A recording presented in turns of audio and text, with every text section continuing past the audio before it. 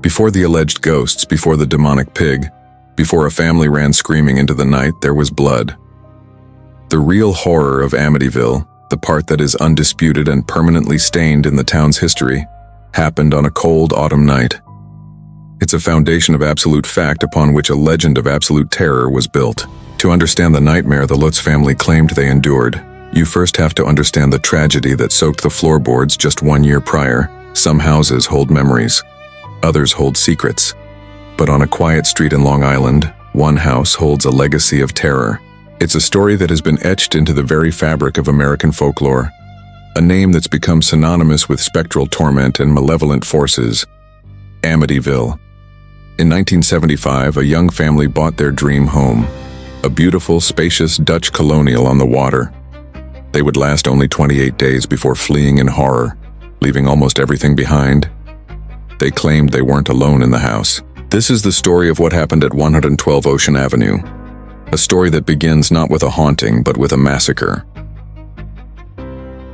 November 13th, 1974. The house at 112 Ocean Avenue was home to the DeFeo family, Ronald DeFeo Sr., his wife Louise, and their 5 children. From the outside, they seemed to be living a comfortable suburban life. But inside, things were tense. The eldest son, 23-year-old Ronald Butch DeFeo Jr., had a volatile temper, a history of drug use, and violent clashes with his authoritarian father. At around 6:30 p.m. that evening, a frantic Butch burst into a local spot, Henry's Bar, screaming for help. "You got to help me. I think my mother and father are shot," he yelled. A few people followed him back to the sprawling house, where they made a discovery that would haunt the community forever. Inside, police found the entire DeFeo family murdered in their beds. Ronald Sr. and Louise had each been shot twice. Their 4 other children, Dawn, 18, Allison, 13, Mark, 12, and John Matthew, 9, had each been shot once. The crime scene was profoundly disturbing and just bizarre. All 6 victims were found lying face down in their beds. There were no signs of a struggle, and neighbors heard nothing, despite the fact that the high-powered .35 caliber Marlin rifle Butch used didn't have a silencer.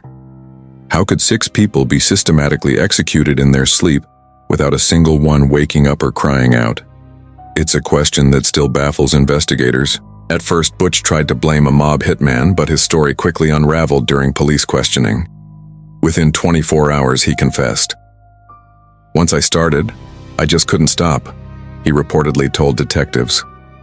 Later, during his trial, his defense attorney would introduce a new, more chilling explanation: that dark, commanding voices in the house told him to kill his family. His attorney, William Weber, argued for an insanity plea, leaning into this claim of demonic influence. The prosecution, however, painted a different picture: a disturbed but lucid young man who was fully aware of his actions and may have been motivated by collecting his parents' life insurance policies. In November 1975, a jury found Ronald DeFeo Jr. guilty on 6 counts of second-degree murder, and he was sentenced to 6 consecutive terms of 25 years to life in prison. He died in prison in March 2021. The house at 112 Ocean Avenue fell silent. For 13 months it sat empty, a monument to a horrific crime. The story of the DeFeo massacre was terrifying enough, but for the next family to cross its threshold, it would be just the beginning. In December of 1975, just over a year after the murders, George and Kathy Lutz saw the house at 112 Ocean Avenue. Newlyweds looking to blend their families, Kathy had 3 children from a previous marriage: Daniel, Christopher, and little Melissa, or Missy. They were searching for a place to build a new life. The Dutch Colonial was a grand 6-bedroom home with iconic quarter-moon windows that stared out like a pair of eyes, a swimming pool, and a boathouse on the canal. And the price was a steal: $80,000. Of course, there was a reason. The real estate agent disclosed the property's dark history, as legally required. The Lutzes knew that just 13 months prior, the house had been the site of a mass murder. They weren't superstitious people, and decided the house deserved a new family to fill it with life. They moved in on December 18, 1975. As a precaution, they asked a Catholic priest, Father Ray Pecoraro, to bless the house. This act, intended to bring peace, would instead, according to the Lutz's story, trigger the first terrifying event. The family claimed that as the priest sprinkled holy water, he reached a second-floor room and a deep masculine voice boomed, "Get out!" According to their account, the shaken priest warned George Lutz over the phone to stay away from that particular room. The house, it seemed, had been waiting, and its welcome was over. The 28-day countdown had begun. The family's story describes the first few days as being marked by a deep, penetrating cold that no amount of firewood could banish. George Lutz, in particular, seemed affected. He allegedly became sullen, moody, and perpetually cold, spending hours compulsively feeding the fireplace. Then, they claimed, came the flies. In the very sewing room where the priest supposedly had his encounter, they said hundreds of flies swarmed against the window panes despite the biting December cold. The family also reported foul odors that would suddenly manifest and vanish, doors slamming in the night, and unseen footsteps echoing through empty hallways. Kathy Lutz began to have what she described as vivid, terrifying nightmares, often about the murders themselves. She also claimed to feel an unseen presence and, on one occasion, to have been lifted several inches off the bed by an invisible force. George's alleged transformation was even more alarming. He started waking up every single morning at 3:15 a.m., a time he would later learn was the estimated time of the DeFeo murders. His personality reportedly shifted. He became withdrawn, angry, and his personal hygiene slipped. For the children, the alleged haunting took on a more personal form. 5-year-old Missy announced she had a new, imaginary friend named Jody. Missy described Jody as a red-eyed, pig-like creature who could change shape and told her she would live in the house forever. George claimed to have seen Jody himself one night, a pair of glowing red eyes staring at him from outside the window. The family's claims continued to escalate. They said a crucifix hung on the wall was found turned completely upside down. They also reported green, gelatinous slime oozing from keyholes, though George Lutz later admitted this detail was an exaggeration. They said the front door was violently torn from its hinges. Driven by what they described as a growing dread, George and a friend said they discovered a small, hidden space in the basement. It was a tiny room painted entirely in red that wasn't on the house's blueprints, which they dubbed the Red Room. By mid-January, the family claimed to be living in constant fear. They said one of the boys had his hand crushed by a falling window that slammed down on its own. The invisible entity they felt allegedly became bolder, pushing and slapping them. The Lutzes claimed they heard the sound of a full marching band in the living room and saw objects levitate. They were prisoners in their own home. The breaking point, according to the Lutzes, arrived on the night of January 14th, 1976. They described the house erupting in a symphony of paranormal fury. It allegedly began with loud, explosive banging that shook the entire home. George and Kathy claimed they could hear the beds in the boys' room upstairs slamming violently against the floor. They said the children were crying, paralyzed by fear. In their own room, George reported seeing Kathy's face momentarily transform into that of an old woman, and then watched as she supposedly began to levitate above the bed. They described sensing a large, dark, hooded figure moving around them, a presence of pure evil.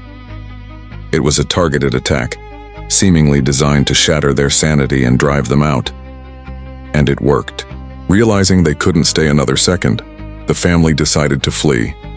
They didn't pack bags or gather valuables. They grabbed their children, their dog, and ran out into the cold January night, leaving nearly all of their possessions behind, never to return. The 28-day ordeal at 1-12 Ocean Avenue was over, but the story of the Amityville Horror was just beginning. After fleeing, the Lutzes connected with paranormal investigators Ed and Lorraine Warren. In March 1976, the Warrens conducted a televised investigation of the house.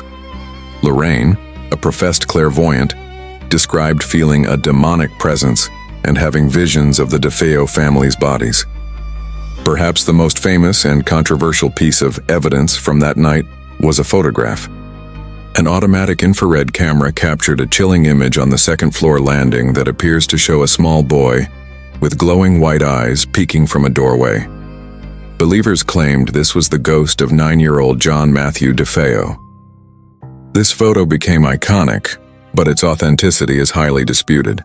In 1977, Jay Anson's book, The Amityville Horror: A True Story, based on tape-recorded recollections from the family, became a bestseller.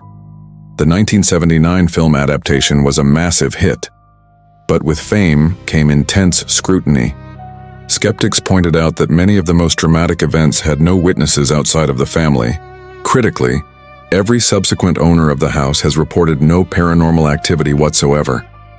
The biggest blow to the story's credibility came from Ronald DeFeo Jr., Ian's own lawyer, William Weber. In 1979, he told People magazine, "I know this book is a hoax. We created this horror story over many bottles of wine." Weber claimed they took details from the DeFeo case and embellished them to create a lucrative book deal. He even alleged that the pig Jody was an exaggeration of a neighbor's cat. The Lutzes always maintained their story was largely true, even passing polygraph tests, though it is important to note that polygraphs are not considered reliable proof of truthfulness by scientific standards. George Lutz, until his death in 2006, insisted the events were real, though he did admit some details, like the green slime, were exaggerated for the book. The children have given mixed accounts over the years, with some supporting the story and others suggesting it was fabricated for money and fame. So what is the truth of Amityville? The house at 112 Ocean Avenue, its address now changed to protect its owners, still stands. The DeFeo murders are a brutal, undeniable fact. But what happened during those 28 days in the winter of 1975 remains one of the greatest paranormal debates of our time. Was it a genuine demonic haunting awakened by violence as the Warrens believed, or was it a shared psychological experience where a stressed family in a house with a dark history let fear run wild? Or was it all just an elaborate hoax? A story crafted over wine to capitalize on a tragedy, as William Weber claimed. The lines between fact, fiction, and belief are forever blurred in Amityville. Was it a true haunting, a psychological breakdown, or a brilliant hoax? Let us know what you believe in the comments below.